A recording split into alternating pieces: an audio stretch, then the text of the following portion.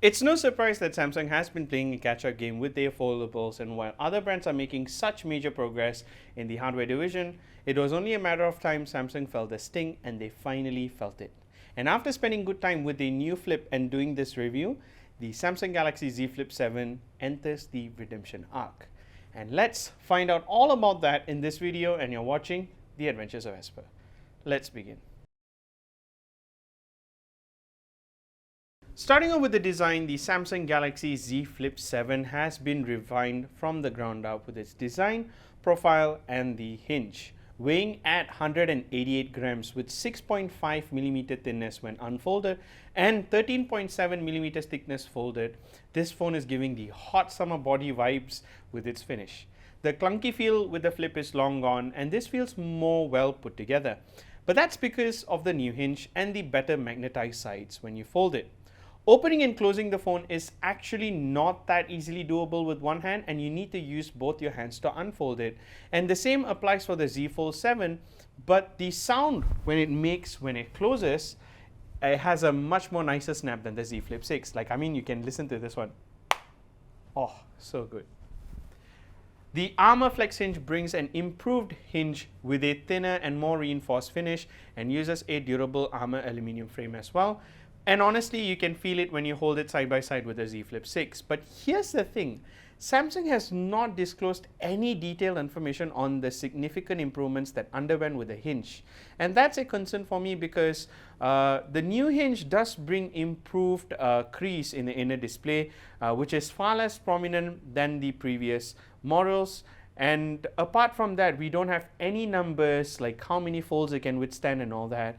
But I guess we just have to take what Samsung says about the hinge as a proof that it really is okay, I suppose.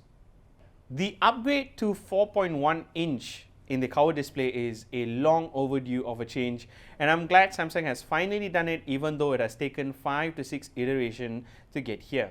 The flatter finish compared to the 2.5D glass on the Xiaomi Mix Flip is nice to use, but the 2.5D curvature does make swiping from the sides a lot more easier. But the 120Hz and a pretty bright display gets you going with no issues, though the cover display feels more like a widget screen than like a proper phone. The limitation does annoy me a lot. It still has the notification toggles on the left, widgets on the right, and a non-modifiable control center, which annoys me that I have to open the phone to toggle some of the functions I need. And the fact that you still need to go through the whole good lock process to get more apps supported in the cover display is a frustrating one, and Samsung needs to include all of these features natively inside the phone settings for good. It's the 7th generation, and features like this are no longer experimental. But once you do set it up and when you start using the display, it is such a breath of fresh air to be able to use the phone without the need to open and use the main screen all the time. The Good Lock multi-screen lets you change the ratio of the app, which is a really cool feature. And because of that, messaging via apps, watching videos, scrolling through social media is all fun and easier to do it from the cover right now. Though there are some limitations, such as you can only use the Samsung keyboard in the cover mode and not Gboard. Even after setting up with the Good Lock to use it from the cover screen, it tends to show notifications like please open your phone to access the application. And the lack of orientation is a bit annoying. In fact, another bigger problem would be picking up the call with the cover display. It still uses the loudspeaker. This is where, to a certain degree, Xiaomi did so well with the Mix Flip by adding another earpiece to the cover, and you can use it almost any apps with the cover display. So apart from the limiting features and the experience that the Z Flip 7 cover brings, I do hope these improvements do come in the later generation.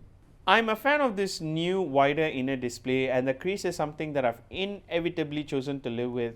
It's not going to go anywhere soon, but honestly, compared to the older generation, the Z Flip 7 crease is a lot more better thanks to the hinge. The 6.9 inch display is not just longer, it's wider, so time to bid farewell to that odd AF ratio while you're watching movies or shows on the go or wherever you are. And you know what? Content consumption and even playing games on this display is just awesome. Now, speaking of games, let's talk about the performance. And Most users are getting the Z Flip, aren't particularly getting it to game on it, but they are using this phone as a more content and productivity centric smartphone. And honestly, if you ask me, I cannot tell the difference between the Snapdragon powered Z Flip from last year over this Exynos powered smartphone, because the Exynos 2500 in this one feels exactly what like a flagship processor should feel like. Performance is pretty snappy, multitasking is so easy to do, and overall it's a phone I wouldn't be disappointed with, and you wouldn't be either. In fact, I used the Z Flip 7 to record my recent Volvo EX30 video clips and had no issues with it at all. And if you do plan to game on this phone, there are a few things that you need to consider. For starters, the phone is actually thin and it retains a simple vapor chamber cooling, which remains unchanged. And the thermal dissipation might be a bit challenging, because while we were playing Silver and Blood on this phone, and while the performance and the game experience was just excellent, in the first 2-3 minutes while playing the game, the top part of the phone started to get all warm, and in about 8-9 minutes in, it was hot to the touch, which was a little uncomfortable, while the bottom half of the phone remained a lot less hot and it was easier to hold. So if you do happen to play games, toggle the graphics settings to a lot less demanding settings. While this might help to a certain degree, it is definitely better than to have a hot phone. And in this very moment, I realized I'm very glad that this phone was not running the Snapdragon processor, which could very much cook the phone, just like how the Moto Razr is now having a lot of trouble right now. And while I understand older Exynos users are getting annoyed that this uses the Exynos processor, please people, put that all in the past, because at least to me, the 2400 series onwards, performance and experience with Exynos has been absolutely amazing, and you really won't be disappointed with this one. Trust me when I say this. The increase in battery capacity by 300 mAh is a much needed increase, and while retaining the thin profile, Samsung has done some interesting engineering here. They were able to fit this in all possible because of the new PCB, which takes a lot less space. While the 4300 mAh is still not a lot by today's standards, by the way, that's actually 100 mAh less than the Z Fold, Samsung software optimization still does a good job at it.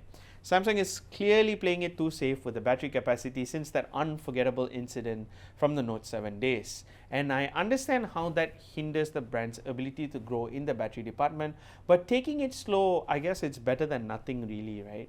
And with that said, if I don't game on this phone, I could get days worth of battery life, exactly about day plus, with a decent 3 hours 30 minutes of screen on time. But if I do push my limits, then it requires a charger or a power bank as the sun sets. Again, if you choose to use this phone heavily, then carry your power bank at all times. The camera has not changed from the Flip 6, but the experience has changed a little, especially with the new One UI camera layout with custom support for custom LUTs for photos and such, and even support for 10-bit recording, which we have spoken in our other Samsung reviews, so we would encourage you to check that out. But photos you take on this phone will not disappoint you with the cover display, and you won't be using the main display's hideous camera under the UTG, and you will resort to the 50 megapixel shooter and the 12 megapixel ultra wide on the back. Because it has no telephoto, the zoom is limited to 10 times digitally, but the Z Flip is a very lifestyle phone, so you'll be having a different kind of fun by taking POV shots and getting creative with it. Overall, it's a good camera, but I do wish that the 12 megapixel ultra wide gets a spruce up in the next one, because more light in the ultra wide would mean better low light performance, and I wouldn't have to wait for a good few seconds to shoot a selfie with my buddy here in this photo. But if you want more photo samples, make sure to head over to our website, The Adventures of Vesper, to check out the article. And for years, not having the DeX mode on the Z Flip 7 felt like an oversight, though most users who want the best productivity experience on a phone would either go for the S Ultra series or the Z Fold. But it wouldn't hurt too much for Samsung to put a DeX mode in the Flip 2, and finally it's here, and I'm happy that it exists. DeX has always been a better mode for connecting phone to a bigger display, and if you have a dongle, you could charge the phone and even connect to storage as well. But for me, it makes more sense when I'm traveling, as it allows me to connect to a portable monitor with a Bluetooth keyboard and mouse when needed, or to my hotel's TV to watch my own content. Now, DeX has its limitation too, but with this feature, now my Flip can be the entertainment device I can keep in my bag while I'm on the move.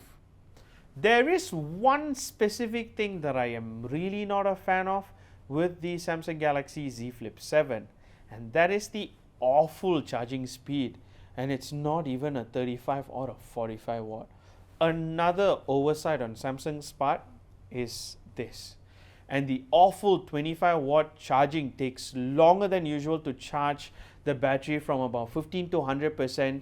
In fact, we documented our timing, charging, the speed and whatnot. And here's how it went. At 12:30 p.m., it was at 16% and the phone predicted that it would complete the charging at 1:45 p.m. At 1:25, it was only at 60% and it said there's 50 minutes left. And at 1:45 p.m., which was the time it predicted to complete its charging, it was at 82% with an estimated time of completion now at 2:16 p.m. And finally at 2:25 p.m. it completed charging and it took far longer than 1 hour to charge from 15 to 100%. The fact that this phone is capped at 25% while the A56, which is a mid-tier phone, has a 45-watt charging is, as the kids say, diabolical. And with our charge adapter and our power bank, we realized it only utilized about 15 to 18 watt, which is a shame. So charge your phone overnight, don't charge while you're doing your morning routine, because you best bet 1 hour later, it ain't touching 100%. Over the years, we have seen the Samsung Galaxy Z Flip creep up in price as they improve with the phone with the right hardware to pair up with their software to provide the best experience possible. Until the last generation, it felt very limiting in many areas than one, and it felt like Samsung just stopped innovating on their Flip. But I'm glad that Samsung realized it and finally took the initiative to make a better Z Flip. And the Samsung Galaxy Z Flip 7 is truly the best Z Flip they have made, apart from the minor inconvenience, especially the charging speed that it brings to the table. At 4,999 ringgit for the 256 gigs is, well, pricey for sure. But if you got the phone for the same price, but got your storage doubled up to 512, well, that was more worth it. Now, the 256 on their website is listed as coming soon because of the double the storage promotion and the pre-order that's going on currently. So there's a good chance you will get a 256 gig for a lot more cheaper price in months' time. A pattern we have been noticing with Samsung for a while now. So shop smart. I do hope the software quirks get updated and worked out in the coming months. And thank you so much for watching this review. If you really like this review, give us a thumbs up. If you have any questions about this phone, leave us in the comment section below. So right after this, we hope that we can review the Z Fold 7. So stay tuned for that, and I'll see you in another content. Until then, this is Prithviraj signing off. Take care, and I'll see you guys real soon. Bye.